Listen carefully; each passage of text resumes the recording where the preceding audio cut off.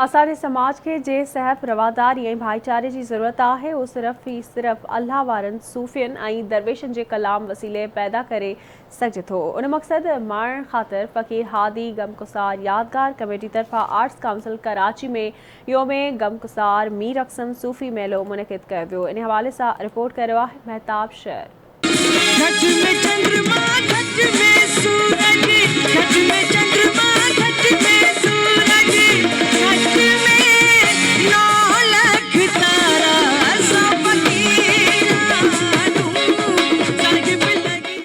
योमे गमगुसार मीर अक़सम सूफ़ी मेले में arts council जो ऐवान ख़लंदरी धमाल रक़्से दरवेशां लतीफ़ी वाई ऐं आरफ़ाणे रंग सां रंगजी वियो।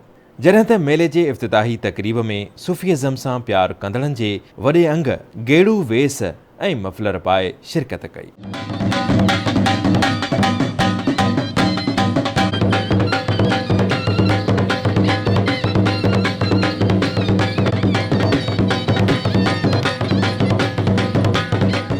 क़लंदर जी धमाल खां पोइ सूफ़ियुनि जे सरताज शाह अब्दुल लतीफ़ भिटाईअ जो कलाम शाह साईं जे फ़क़ीर पंहिंजे न्याणियुनि सां गॾिजी पेश कयो।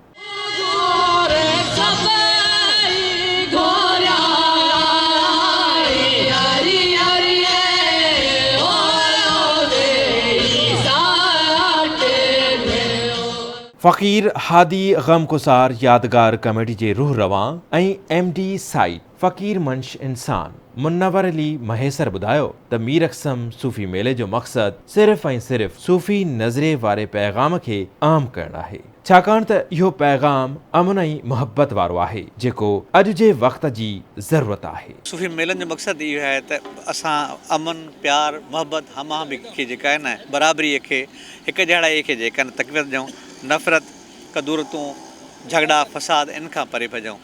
अलाह कंदो इंशाअल्लाह हिकिड़ो ॾींहुं ज़रूरु ईंदो जो असांजी धरतीअ ते अहिड़ो अमन हूंदो जो दुनिया असांखे ॾिसंदी ऐं महसूसु कंदी त वाक़ई सिंध धरती अमन जी धरती आहे। सूफ़ीज़म में हू सिर्फ़ु इंसानियत सां प्यार जो सबक़ ॾिए थो। जीअं असांजो शाह भिटाई जो तव्हां कलाम ॾिसो उन में सिर्फ़ु इंसानियत ई इंसानियत आहे। उन में किथे बि इहो न आहे त ही हिंदू आहे, ही मुस्लमान आहे, ही काफ़र आहे, यहूदी आहे या ही कारो आहे या ही अछो आहे। इंसानियत सां मोहबत जो हिकिड़ो पैगाम जेको आहे सो सूफ़ीज़म ॾींदो आहे। सिंध धरती आहे अमन ऐं प्यार ऐं मोहबत जी धरती आहे का सिंध जी सरज़मीन आहे का सूफ़ियुनि जी सरज़मीन आहे। उनजे करे असां जो त हिन रंग खे बि जेको अॻिते खणी हलूं का कराची शहर में का त हिकिड़ो माण्हुनि खे जेका ख़बर पवंदी का अवेयरनेस ईंदी जेका घणी जेका माना फ़क़ीर जे हिसाब सां तसव जे हिसाब सां बेसिकली इंसानियत जो मैसेज आहे त बाबा इंसान सां भलो हलो, इंसान सां सुठो वहिंवार रखो, कंहिंखे तकलीफ़ न, इंसान सां गॾु ॿिया जान त मख़लूक जे ख़ुदा जी आहे उनखे बि न ईसायो।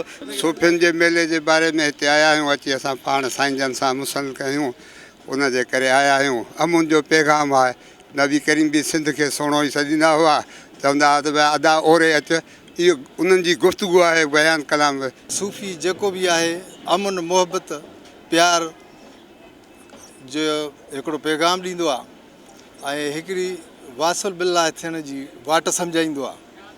ऐं जेकॾहिं असां फ़क़ीर जे पैगाम खे सम्झंदासीं ऐं उन ते अमल पैरा थींदासीं त इंशाअल्लाह कामयाबी आहे। न मंदिर न मस्जिद न गिरजा थी घुरिजे, असांजो त मज़हब अमन आशिती आहे। असीं अब्द नफ़रत करियूं नफ़रतुनि सां, मुहबत असां लाइ असुल बंदगी आहे। हीअ मुहबतुनि जो पैगाम, हीअ भाईचारे जो पैगाम, बल्कि आउं ईअं चवां त आलमी भाईचारे जो पैगाम जेको सिंध जे सूफ़िया किराम जो पैगाम आहे, सिंध जे उन्हनि धरतीअ में मौजूदु अमल हीरनि जो पैगाम आहे जिन जे लाइ इब्राहिम जोयो साहिबु पंहिंजे किताब में लिखे थो त शाह सचल सामीअ खे मूं ईअं ॾिठो आहे जीअं सिंध जी ज़मीन में तहबत अमल के हीरा हुजनि। जेका सिंध आहे सा सूफ़ियुनि सां सुञाणी वञे थी। सिंध असांजी सूफ़ियुनि जी धरती आहे। सूफ़ीअ जो रंग जेको आहे सो तमामु घणो नुमाया आहे असां सिंधियुनि जी सकाफ़त में, असांजे हर अंदाज़ में। ऐं इहा ई मिठाण आहे जेका असांजे अंदरि आहे। सिंधी माण्हू ॾाढा मिठा, ॾाढा सादा आहिनि। हिते हर पासे प्यार जो ॻाल्हि आहे, प्यार अमन जी ॻाल्हि आहे, मोहबत जो पैगाम आहे ऐं उन सिलसिले खे आम करण लाइ असां हिते आया आहियूं ऐं हीउ पैगाम सभिनी ताईं पहुचाइणु चाहियूं था पिया। मेले दौरान सूफ़ी फ़क़ीरनि कलाम ॻाए महफ़िल खे झुमाए छॾियो।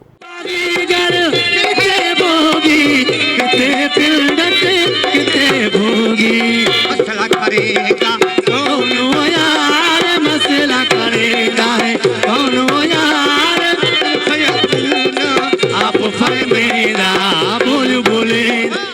मेले में नामियारी ॻाइणी मार्वल पंहिंजे ग्रुप सां गॾिजी फन जो मुज़ाहिरो कयो, जॾहिं त ॿियनि फनकारनि बि राग जा समूरा रंग ऐं अंग पेश करे मेले जे पैगाम खे अॻिते वधायो। मेले जी इफ़्तिताही तक़रीब में आवाज़ टीवी जे director news and current affairs Razzaq Sarohi, Noor Jokhio, Rauf Chandio, Hameed Bhutto, advocate Shafqat Ali Mahesar, advocate Kausar Ali Shar, Israr Mahesar, retired chief engineer Mukhtiar Ahmed Abro, शाइर ऐं अदीब सफ़ीउल्लाह शर समेत अदीबनि, शाइरनि, सूफ़ी फ़िक्र सां ताल्लुक़ रखंदड़नि वॾे अंग में शिरकत कई।